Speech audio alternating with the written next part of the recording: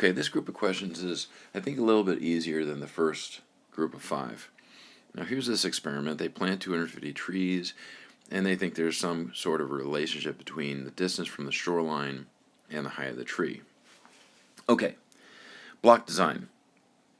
That's when you would split your group into 2 different smaller groups, kind of accounting for a certain variable.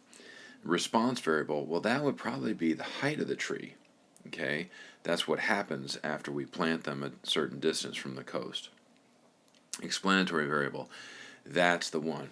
Okay, so because the distance from the coast explains how tall or short those trees are. Confounding variable, that would be something that we weren't really looking into that had an effect on the experiment. And then a random variable, who knows. Okay, letter C. It explains what happened, the distance from the shoreline. Boom. Next. Okay, so let's see. We've got this experiment. We've got 4 different types of tomato plants. We'll just call them 1, 2, 3, and 4. And then they can be in sandy or clay soil. And each one gets that treatment.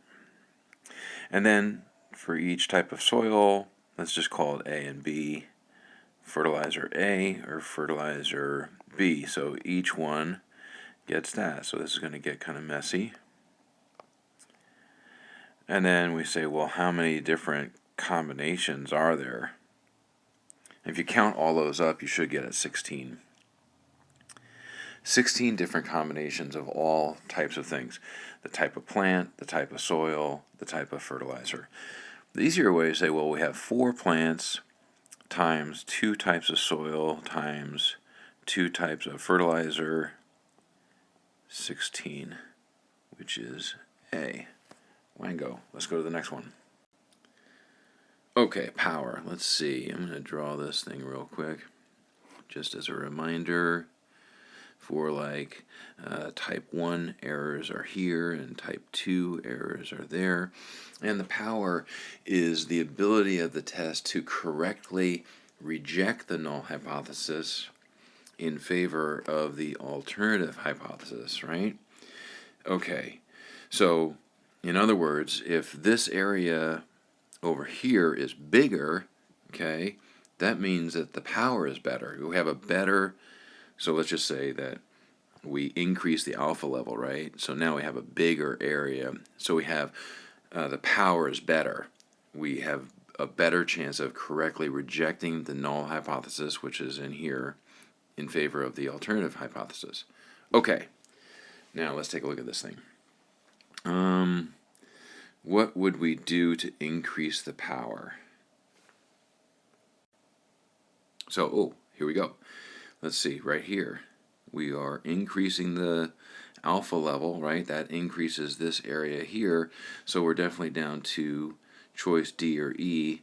And then don't forget, if we increase the sample size, we get better results. So the power is like the sensitivity of the test. How good is the test?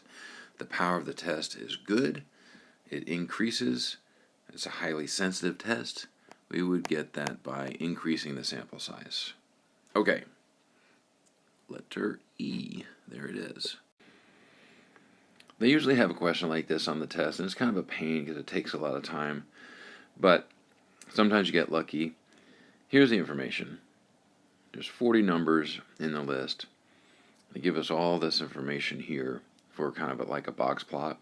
But look at the stem and leaf.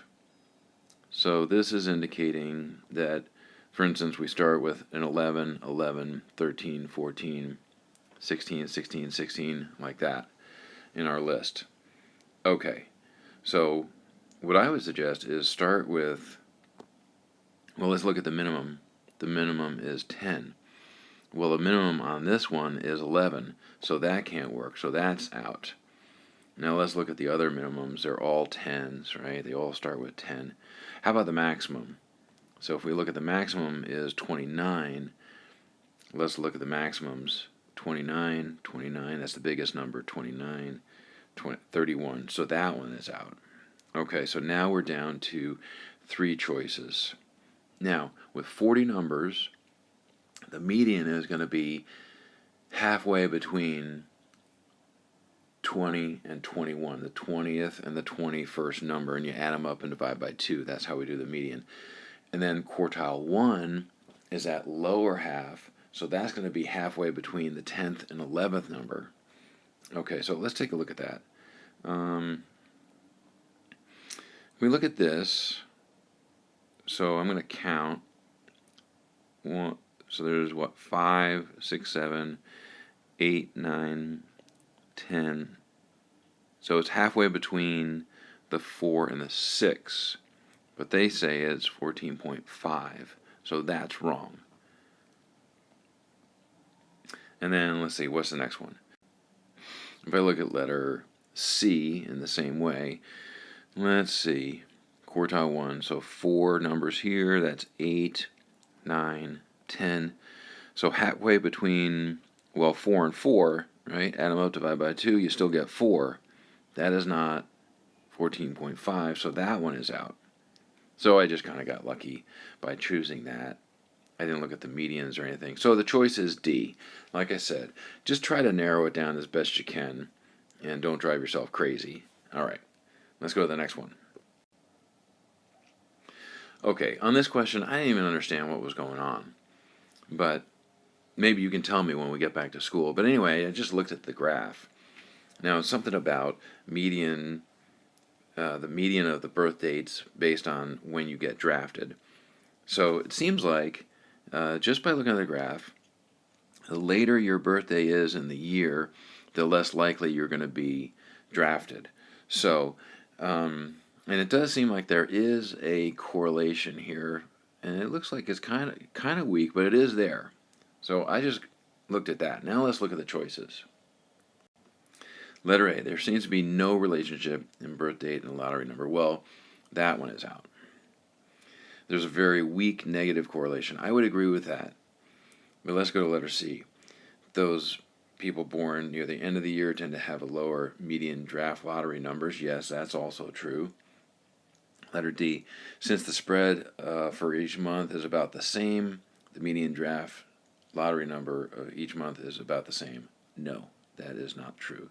And then since each birth date is independent, the scatter plot indicates that there was just as likely to be drafted early in the process. No, that's not true either. Okay, so maybe that's what's going on. They are drafting people earlier in the year, and as it goes later in the year, you get a better chance of not being drafted, I think. Anyway, well, now we're down to letter B and letter C, and you just have to kind of make a choice. And the answer actually is C. That's definitely true. Those people born near the end of the year tended, right? Okay, we're not committing to anything, to have a lower median draft lottery number than those born in the beginning of the year. Okay, letter C. But at least we got it narrowed down to a 50-50 shot if you were not too sure about that one. Okay, there we go.